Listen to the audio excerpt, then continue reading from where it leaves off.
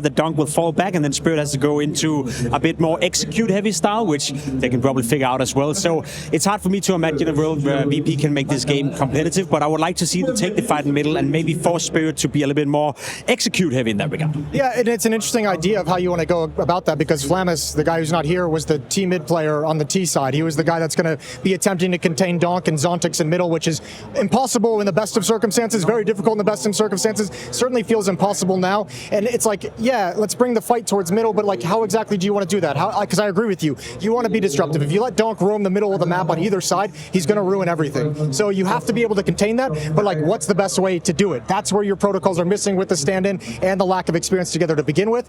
This is just another one of those situations we're coming into. It's like, I'd love to paint a picture that VP can win this, but Spirit's going to steamroll him. Spirit's going to Yeah, I don't think there's really too much of a point in trying to be an optimist about this. Maybe if we just take a little bit of a zoom out, I think your point about, how you counter Donk is just it's a tricky one to analyze, because we've basically only seen one player able to do that. That was Miko at the tail end of 2024. We always had the better of him in terms of just those raw head-to-heads.